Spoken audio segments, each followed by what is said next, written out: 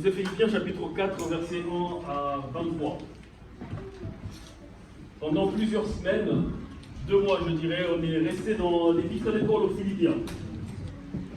Nous avons appris ce que Dieu a appris à cette église de Philippe, un message qui nous a aussi édifié dans le premier chapitre. On a rappelé encore ce qu'était notre identité. Je ne sais pas si les slides vont venir. Pour lui rappeler encore ce qu'était notre identité en tant que chrétien en Christ.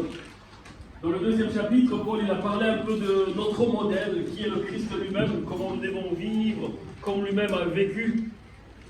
Et dans le troisième chapitre, il nous a appris comment notre justice ne vient pas de nos œuvres, mais notre justice vient de Christ.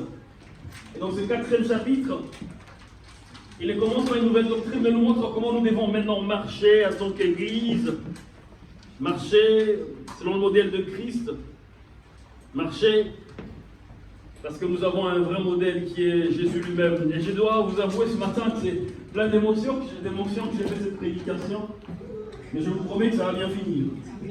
Personne ne va pleurer. Amen. Amen.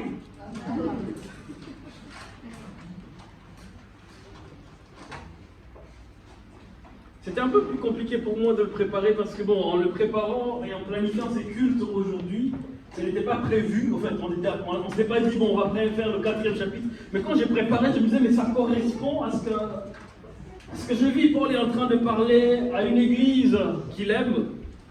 Et il ne les parle pas seulement en tant que théologien ou quelqu'un qui les connaît de loin, mais il parle comme un pasteur. Et ce qui me surprend encore, il parle comme un pasteur qui ne sait pas s'il va revoir cette église à qui il est en train de parler.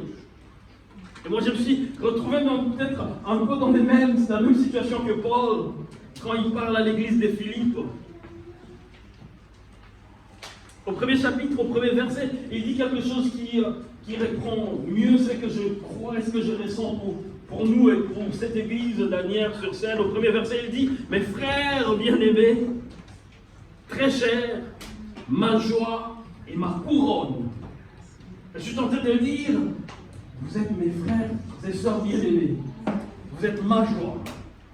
Vous êtes ma couronne. Quand Paul il dit à Timothée, je sais que maintenant une couronne m'est réservée. C'est en fonction de ce qu'il a vécu avec les gens que Dieu lui a donnés. De ce qu'il a donné aux gens, de ce qu'il a transmis aux gens. Et s'il y aura couronne pour moi, vous ferez partie de cette couronne que le Seigneur m'a donnée. Et ce matin, je me retrouve comme Paul, en train de parler aux gens que j'aime, aux gens qui me sont très chers, aux gens qui font ma joie. Et quand Paul parle, ce ne sont pas que des paroles bien ordonnées, ce sont des paroles qui reviennent de son cœur. Dans quelques semaines, Olga et sa famille iront à Nantes pour répondre à l'appel du Seigneur. Et ce qui nous touche profondément, c'est que comme Paul, alors qu'il parle à une église qu'il aime beaucoup, il ne parle pas que de lui, mais il parle de Christ.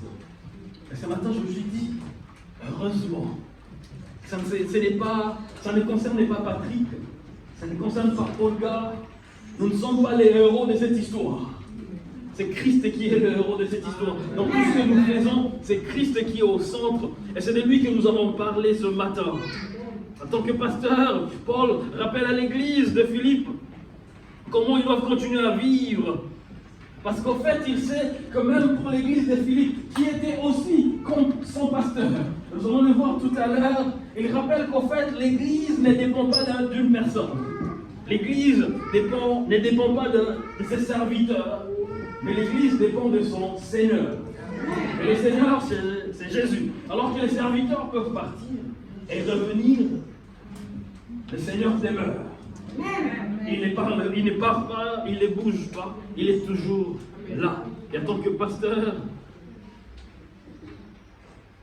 trois choses ressortent de ces passages. Elles sont les 3 choses qui vont constituer notre message de ce matin. Paul il parle d'une joie qui ne dépend pas des circonstances. Il parle d'une paix qui garde les cœurs et les pensées. Il parle d'un contentement qui repose sur Christ. Et c'est ça que nous allons exploiter ce matin. Alors, rentrons dans le premier point. Une joie. Une joie qui ne dépend pas des circonstances. Philippiens chapitre 4, verset 1er jusqu'à 7, je lis au nom de Jésus.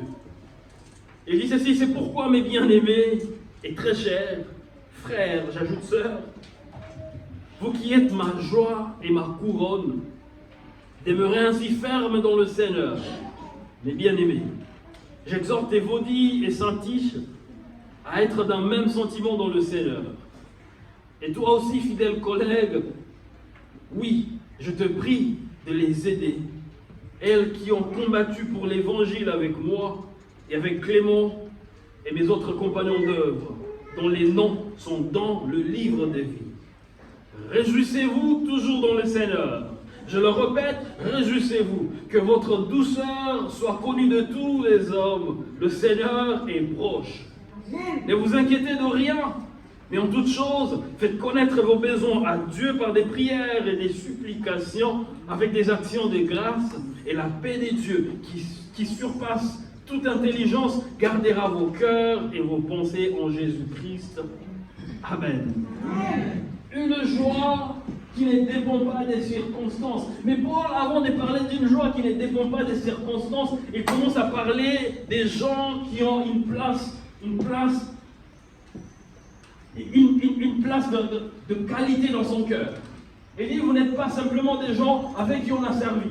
Vous n'êtes pas simplement des gens avec qui on est en train de faire la même marche, mais vous êtes des gens qui font ma joie. Vous êtes des gens qui me sont très chers. Vous êtes des gens qui sont bien aimés pour moi. Et après avoir parlé de ces bien-aimés, au verset 2, il dit, j'exhorte Évodie et j'exhorte Syntyche d'être d'un même sentiment dans le Seigneur. Les commentateurs de la Bible disent qu'il y avait un malentendu entre Évodie et Syntyche. Il y avait une certaine division entre les deux. Mais Paul, quand il commence à parler d'elle, Paul ne parlait pas d'abord de ce qu'ils ont fait. Parce qu'on ne saura même pas ce qui s'est passé. Parce que Paul ne mentionne même pas. Il montre d'abord, vous êtes mes bien-aimés, vous êtes des gens qui avaient une place que j'aime dans mon cœur. Mais parmi vous, il y a des gens qui ne se parlent plus.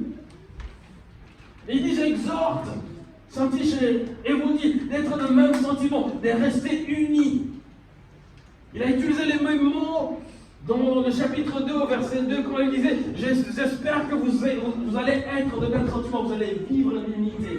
Et ici, je vais dire comme Paul, Église dernière, il y aura des choses qui peuvent nous diviser, des choses qui vont faire à ce que peut-être nous ne voyons pas les choses de la même manière. Mais comme Paul, je ne vais pas penser à ces choses qui nous divisent, mais j'aimerais nous exhorter à rester unis.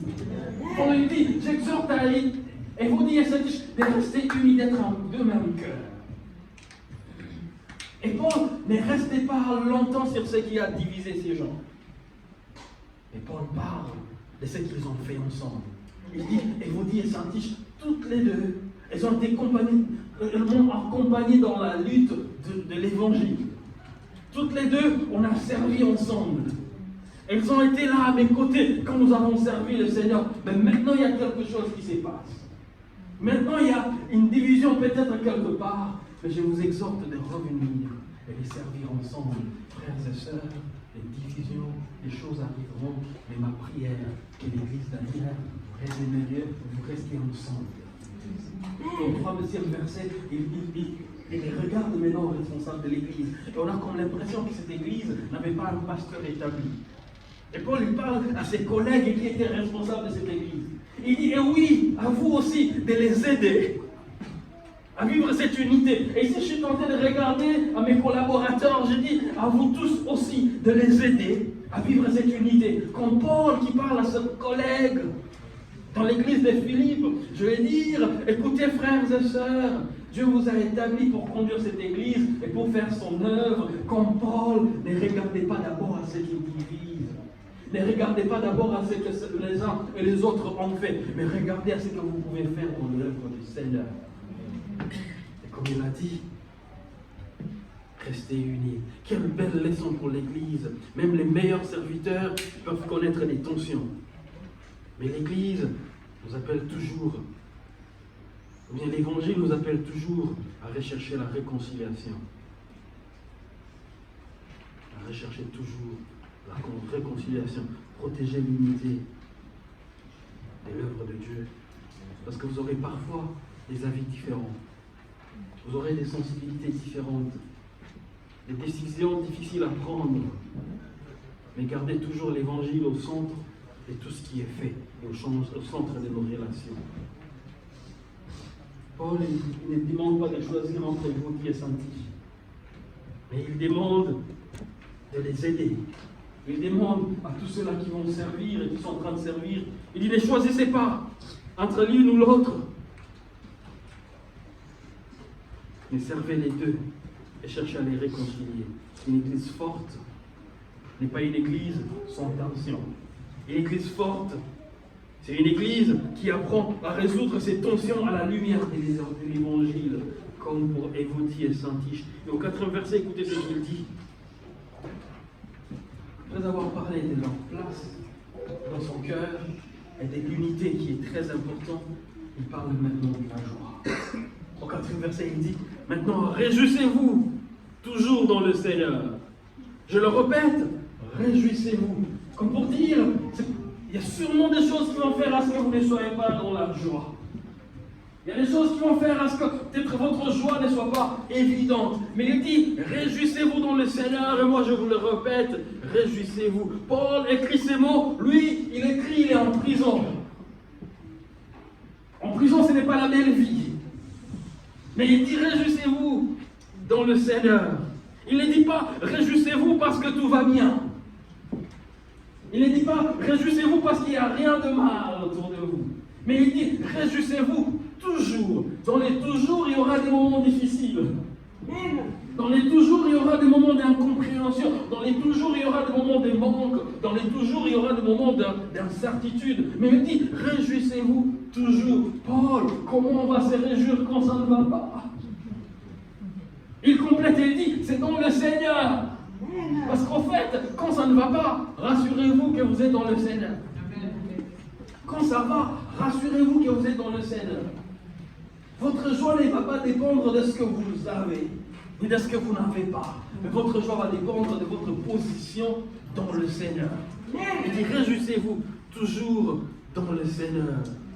Et c'est ce qui fait toute la différence. Les circonstances changent.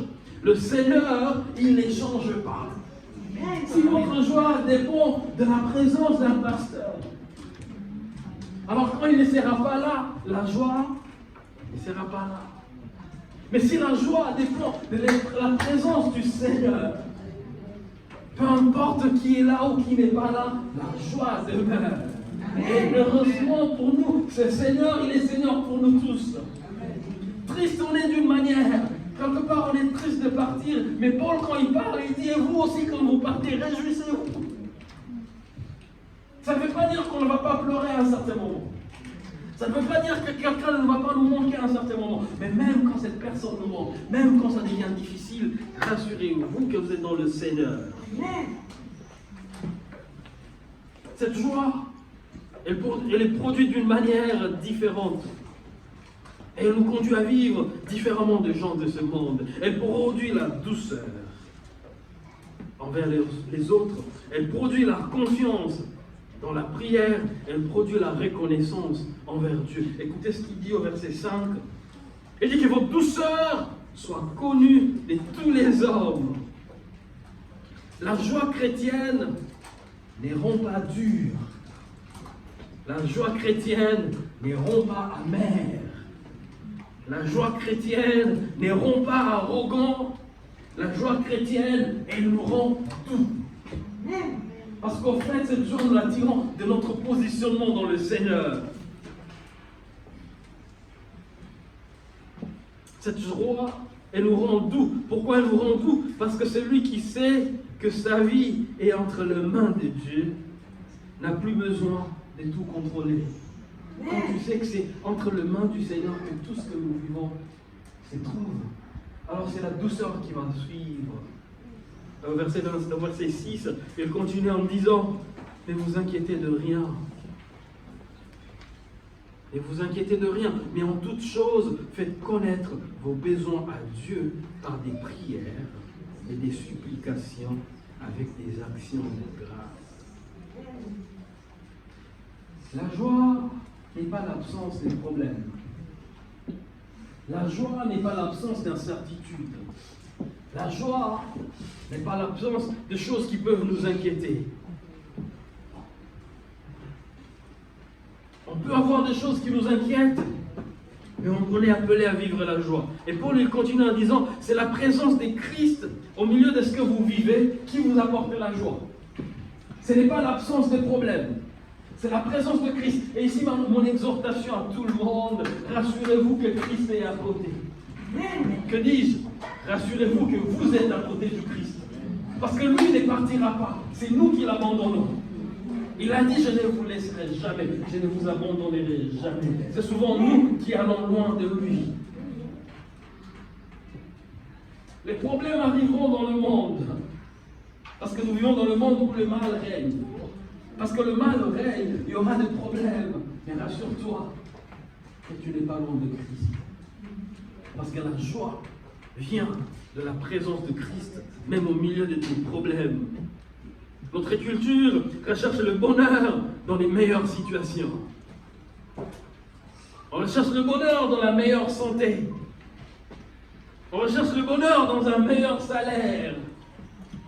On recherche le bonheur dans une meilleure relation. On recherche le bonheur dans un meilleur avenir. Toutes ces choses sont bonnes. Sont bonnes, je voulais dire. Elles sont importantes, je voulais dire. Mais ces choses ne sont pas la source de notre joie. Parce que quand elles ne sont pas là, ça veut dire que notre joie ne sera pas là. Mais c'est Christ qui est la source de notre joie. Paul il dit, commencez avec Christ. Toutes ces choses peuvent ou ne peuvent pas être là. Et si Christ est là, votre joie sera parfaite. Permettez-moi d'ajouter ceci. Les problèmes quand elles arrivent, les problèmes quand elles viennent, Paul dit, ne les ignorez pas. Il dit, mais dans toutes choses, faites connaître vos besoins à Dieu. Vous avez besoin de quelque chose, faites connaître vos besoins à Dieu. Parce que vous êtes en Christ, vous pouvez lui faire connaître vos besoins. Ce qui vous inquiète, ça le concerne aussi. Ne gardez pas vos inquiétudes à vous-même. C'est ce qui nous conduit au deuxième point. Il dit, et une paix qui surpasse toute chose, gardera vos cœurs et vos pensées. Une paix qui garde le cœur et les pensées. Premièrement, j'ai parlé d'une joie qui ne dépend pas des circonstances. Deuxièmement, il y a une paix qui garde le cœur et qui garde les pensées. Éphésiens chapitre 4, versets 7 à 9. La Bible dit, et la paix de Dieu qui surpasse toute intelligence gardera vos cœurs et vos pensées en Jésus-Christ. Au reste, frères, que tout ce qui est vrai, tout ce qui est honorable, tout ce qui est juste, tout ce qui est pur, tout ce qui est aimable, tout ce qui mérite l'approbation, ce qui est vertueux et digne de louange, soit l'objet de vos pensées. Ce que vous avez appris et reçu et entendu de moi, ce que vous avez vu en moi, pratiquez-le.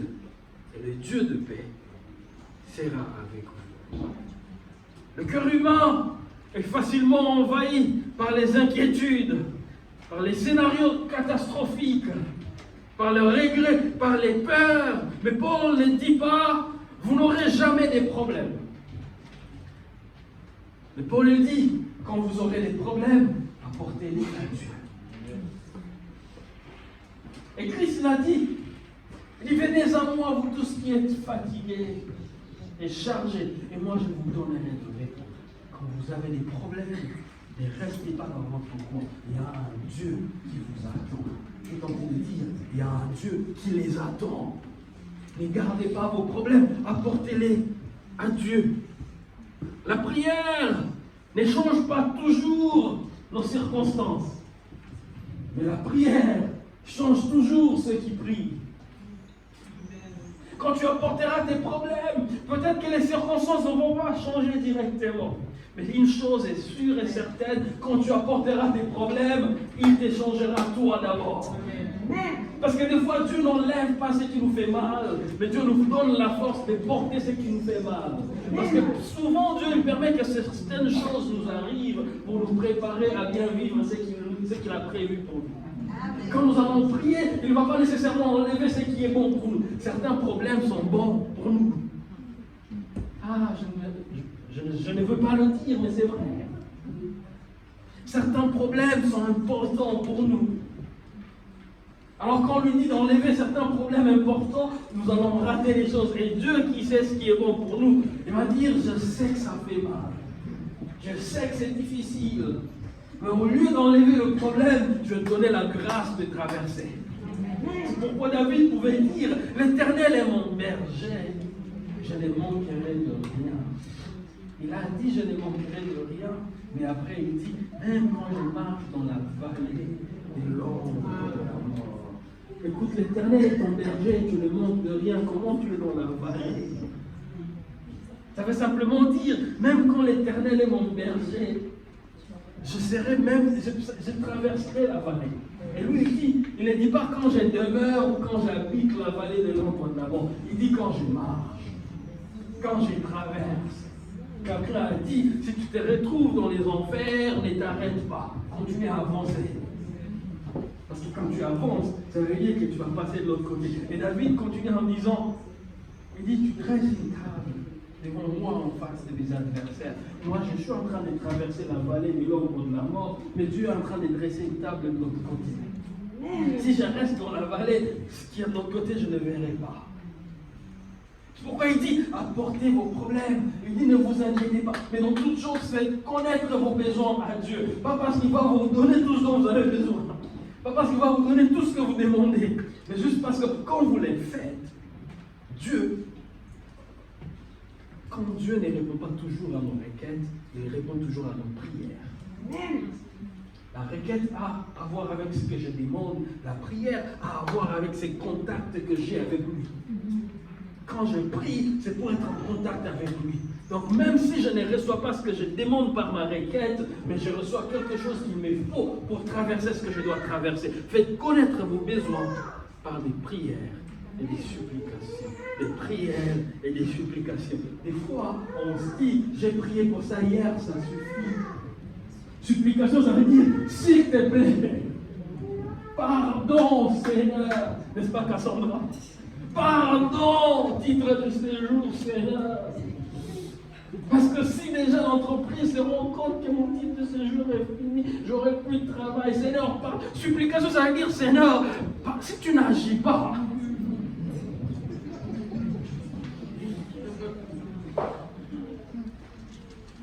souvent nous ne supplions pas parce que nous savons, ça ne pèse pas encore. Mais quand ça pèse, tu deviens comme la femme qui est venue, la mère de Samuel, quand elle vient dans la présence de Dieu. Elle ne regarde même pas qui est à côté. Parce qu'en fait, ce qui se passe dans son cœur nous pousse à prier comme elle a prié. Nous jugeons les prières des autres parce que nous ne comprenons pas ce qu'ils vivent. Nous jugeons la manière de prier des autres parce que nous ne réalisons pas ce qu'ils vivent. Et la maman de Samuel, Anne, elle dira, c'est à cause de ma douleur que j'ai prié ainsi. L'homme de Dieu, Élie, regarde, toi tu es ivre. Et comment tu peux te comporter comme ça dans la maison de Dieu? Ça c'est l'homme de Dieu qui est en train de juger une femme qui prie. Et la femme qui dit, homme de Dieu, je ne suis pas ivre. Mais c'est la douleur de mon cœur. Il dit pas des supplications. Des supplications, on se dit, Seigneur, si toi tu n'agis pas, ça n'ira pas. Si toi tu n'agis pas, ça n'ira pas. Et ce qui est vrai avec notre Seigneur, il agit toujours. Peu importe le temps que ça prend. N'est-ce pas, Cassandra? Je vais vous demander pourquoi il parle de Cassandra. Moi, je sais ce que tu as fait pour elle. Parce qu'on a supplié Dieu. Et Dieu a agi. La prière ne change pas toujours immédiatement nos circonstances, mais il change toujours celui qui prie. Alors tu as l'occasion de prier, prie et prie encore. Et c'est là que vient cette promesse. Et cette promesse est attachée au fait de prier, de faire connaître les besoins à Dieu par des prières, des supplications et des actions de grâce. Alors ce chapitre, ce verset 7, vous n'êtes pas concerné si vous ne priez pas. Vous n'êtes pas concerné si vous ne suppliez pas. Vous n'êtes pas concerné si vous ne faites pas connaître vos besoins à Dieu. Au verset 7, il dit, il donne maintenant une promesse. Il dit, et la paix de Dieu, qui dépasse toute intelligence, gardera vos cœurs et vos pensées en Jésus-Christ. Vous faites connaître vos besoins, vous priez par des prières et des supplications, la paix de Dieu. Il n'a pas dit, c'est l'argent que vous cherchez. Quand on a posé la question aux enfants, qu'est-ce que Christ a promis à ses disciples? Le Saint-Esprit, l'argent, où il revient demain. Quelqu'un à côté de moi a dit, l'argent. Parce qu'on aurait, il y a des gens qui auraient bien voulu qu'ils disent l'argent. Parce que des fois on pense que l'argent ça va mieux que le Saint-Esprit. Écoutez, la promesse qui est mieux que le Saint-Esprit. L'argent. Voilà, on en a besoin. On aurait voulu qu'ils disent le Saint-Esprit et l'argent. Alors il ne dit pas, quand vous aurez prié, quand vous aurez présenté vos besoins, alors il vous donnera ce que vous désirez. Et il dit, vous faites votre part. Mais une chose que je peux vous assurer, une chose que je peux vous promettre, la paix des dieux. La paix des dieux n'est pas l'absence de combat. La paix des dieux n'est pas l'absence de problèmes. Et il dit même quand je n'aurais peut-être pas encore changé cette situation, mais je vous promets la paix. Amen. Et il dit, vous savez la paix c'est quoi? Je vais vous donner un exemple. Vous êtes dans la barque, une petite barque, avec 12 disciples, et vous êtes Jésus. Il y a l'eau qui rentre de partout, les vagues qui sont en train de remporter cette petite barque dans laquelle vous êtes, mais vous dormez. Et vous dormez calmement au milieu de la tempête. Et les disciples qui se réveillent, ils disent, mais écoutez ce que les disciples disent au maître. Il dit, maître, ne t'inquiètes-tu pas de ce que nous périssons. Ils disent périr, on a déjà commencé à périr. Nous sommes en train de périr et toi tu dors. C'est juste parce qu'ils étaient polis. Ils disent on ne peut pas lui parler n'importe comment. Mais si on pouvait, ce n'est pas ça qu'on lui dirait. Alors ils expriment ça dans cette maître. Donc toi, ça ne te dit rien. Ça c'est la version Patrick Poussin. Ils disent, maître, ne t'inquiètes-tu pas. Vous pouvez voir la déception dans ce qu'ils disent. Mais ça ne te fait rien. Rien du tout. Est-ce que nous périssons? Il y a des prières qu'on fait dans les situations compliquées. Il y a des prières que j'ai faites dans les... Il y a des prières, heureusement que Dieu nous comprend. Et il comprend que ce n'est pas nous qui parlons, c'est la douleur. Des fois j'ai dit à Dieu, Seigneur, toi tu aurais été à ma place, moi à ta place, je n'aurais pas traité comme tu me traites. Mais pour dire, moi je sais mieux que toi. Imagine un peu, tu le dis comme ça. C'est parce qu'en fait, tu es dans la douleur. Tu dis, mais Dieu, moi à ta place, toi à ma place, tu ne vivrais pas ça. J'aurais fait des choses. Et Dieu regarde et dit, jeune homme, tu ne sais pas.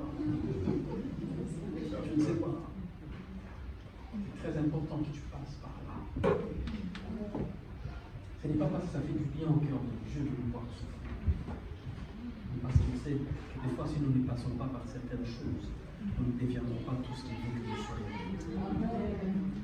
Les enfants d'Israël, ils auraient bien aimé partir de l'Égypte et le lendemain se retrouver à Canaan. Mais Dieu, il savait s'ils se retrouvent à Canaan demain, comment ils vont combattre ces gens-là? Ils n'ont jamais combattu. Ils ne sont jamais organisés en nation. C'était juste un peuple qui était là. Mais Dieu, il dit, il faut qu'ils passent par le désert, parce que le désert va les pousser à s'organiser. Oui, quand ils seront de l'autre côté, ils pourront bien combattre. Et Dieu, il permet, il dit, dans 40 ans, jusqu'à ce que vous soyez prêts à rentrer dans cette terre. Et les fois, on dit, mais Dieu, laisse-moi rentrer. Gardera vos cœurs. Le mot garder évoque l'image d'une garnison qui protège une ville. Ça veut dire, Dieu placera sa paix comme une sentinelle autour de ton cœur. Comme une garnison. La paix viendra comme pour protéger ton cœur. Je suis fier des léopards de la RDC. On a fait. Mais pour les matchs de la RDC, je disais toujours, à un certain moment, je dois protéger mes organes. Parce que tout peut arriver. Quand j'ai regardé notre dernier match, on a fait le premier mi à 7 minutes contre les Anglais. Mais après les 7 minutes où j'étais, tout le monde me voyait combien je n'étais pas bien. Parce que je me disais, on a encore 83 minutes. Ce n'est pas possible. Quelque chose peut changer. Vous savez ce que j'ai fait? Je suis allé prier pour mon cœur. Bon, c'est une blague. Mon cœur n'était pas à sa place. J'ai dit, Seigneur, peu importe ce qui va arriver, garde mon cœur. Et le Seigneur a gardé mon cœur. Ils ont mis 2 buts, ils nous ont éliminés, mais nous on a célébré. Qui ne connaît pas Fimbo, Chico? Je donne un exemple, c'est terre à terre. Mais moi, mon cœur était troublé ces jours-là. Je connais des gens qui sont morts à cause des émotions par rapport. Et les gens peuvent mourir. Bon, je me souviens ces jours-là, je disais, mais Seigneur, imagine un peu que je meurs gratuitement comme ça. Et quand il dit la paix de Dieu gardera vos cœurs, c'est vraiment comme une garnison qui vient autour de ton cœur pour le protéger. Mais ça n'arrive que lorsque tu fais connaître tes besoins. Si tu fais connaître tes besoins, la paix de Dieu gardera ton cœur comme une sentinelle autour de ton cœur. Et Paul ne s'arrête pas là. Au 8e verset, il ajoute ceci. Il dit que tout ce qui est vrai, tout ce qui est honorable, tout ce qui est juste, tout ce qui est pur, tout ce qui est aimable, tout ce qui mérite l'approbation, ce qui est vertueux et digne de louange, soit l'objet de vos pensées. La paix vient aussi d'une discipline de l'esprit. Nous vivons dans un monde saturé d'informations, d'anxiété, des réseaux sociaux, des rumeurs, des comparaisons, des mauvaises nouvelles. Et parfois, nous nourrissons nos inquiétudes plus que nous nourrissons notre foi. Nous nourrissons nos inquiétudes plus que nous ne nourrissons notre foi. Nous nourrissons nos peurs plus que nous ne nourrissons notre espérance. Nous nourrissons notre imagination plus que nous nourrissons la vérité des dieux. Et Paul lui dit, fais attention à ce qui habite tes pensées. C'est vrai, Dieu va donner sa paix. Mais ce que tu nourris, tes pensées, peut venir affecter cette paix. Parce que Dieu va nourrir, il va te donner la paix, et après tu vas te dire, mais ça n'a pas changé. Mais cette réalité reste. De quoi tu nourris tes pensées? Une église qui nourrit constamment son esprit de l'évangile sera une église plus paisible. Un chrétien qui médite ce qui est vrai, ce qui est honorable, ce qui est juste, ce qui est pur, ne sera pas facilement emporté par la peur, par les rumeurs, par les divisions. Et cela est particulièrement important pour nous dans cette période de transition. Une transition pastorale peut susciter beaucoup de questions. Comment sera l'avenir? Qui conduira l'Église? Comment les choses vont-elles évoluer?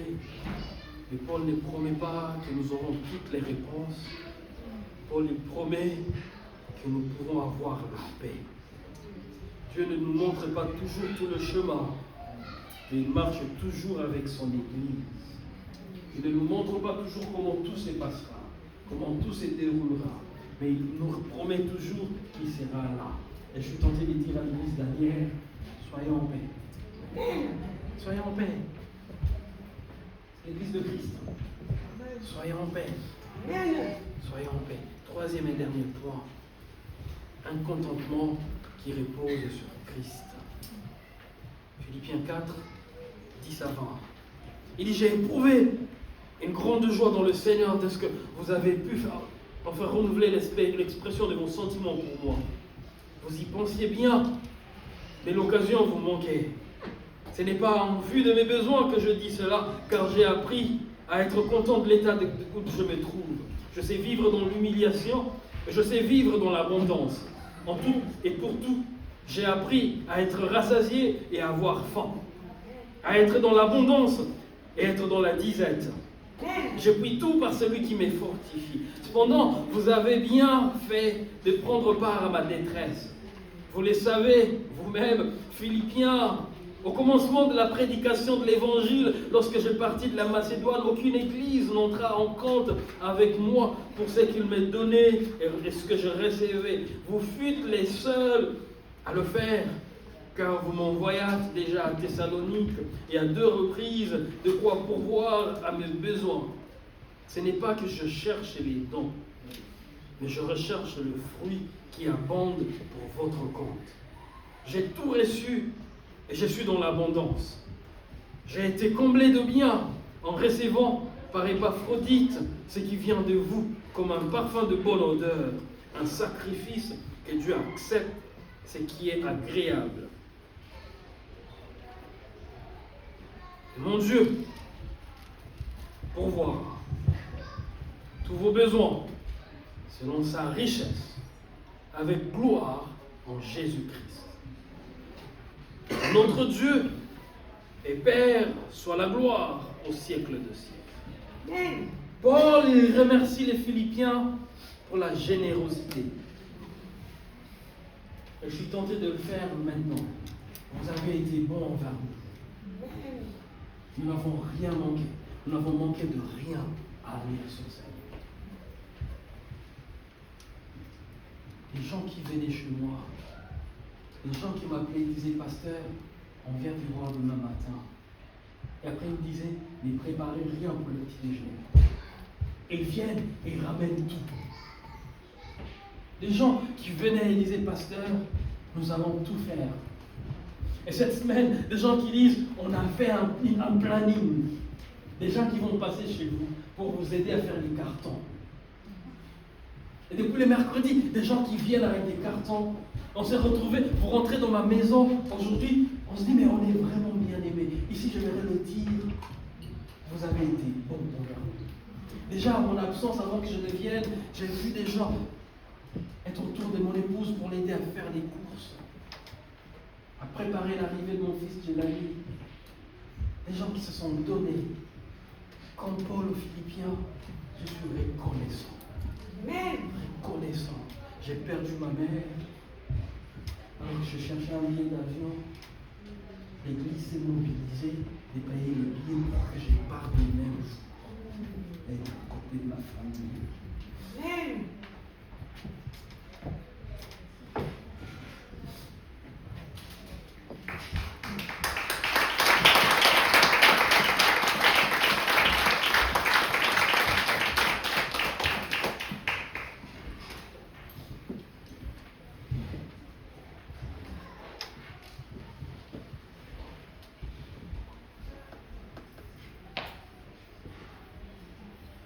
Merci.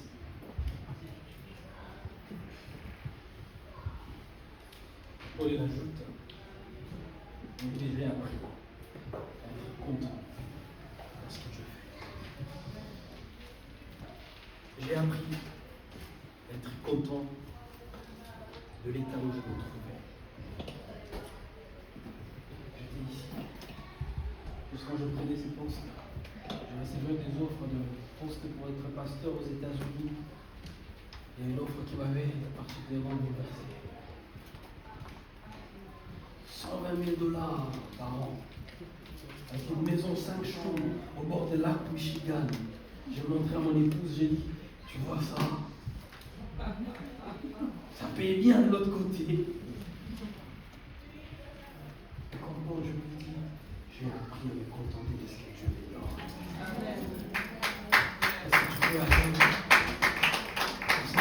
et rater ce que Dieu veut. Et je le dis toujours, pas pour minimiser ce que vous donnez ici, mais je le dis toujours, mon boss c'est Dieu. Et Dieu paye toujours bien. Il utilise des gens autour de nous, et il utilise des gens qui ne sont même pas. Si toi tu cours derrière ce qui représente, beaucoup tu dis que ça c'est un salaire qui est intéressant, tu risques de limiter ce que Dieu veut de toi juste sur un salaire. Mais quand tu te dis Seigneur, c'est toi mon boss, il te donne au-delà de ce que tu penses que tu mérites. Si tu penses que tu ne mérites que ton salaire, tu vas limiter Dieu dans ce qu'il peut faire. Paul lui dit, j'ai appris à être content dans l'état où je me trouve. C'est une phrase qui est très importante. Il dit, au verset 12, je sais vivre dans l'abondance, je sais vivre dans le manque. Je sais être rassasié, je sais avoir faim. Le contentement n'est pas naturel. Le contentement s'apprend. Et au verset 13, il révèle le secret.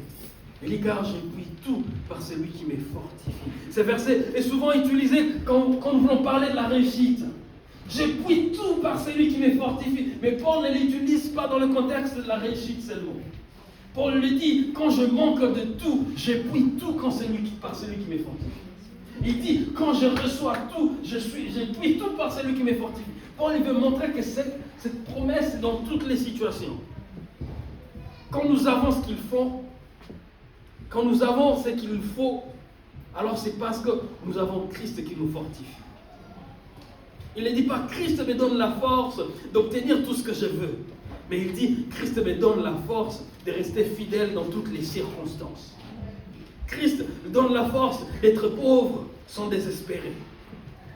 D'être riche sans s'enorgueillir. De souffrir sans abandonner. De servir sans se décourager. Le véritable miracle n'est pas toujours que Dieu change nos circonstances. Mais le véritable miracle, c'est que Christ nous rende fidèles dans nos circonstances. Et ici, je ne parle pas que des circonstances difficiles. Parce que souvent, il y a ceux qui cessent d'être fidèles quand tout va bien. Le véritable miracle, c'est lorsque Christ nous garde fidèles quand tout va bien. Quand nous avons tout.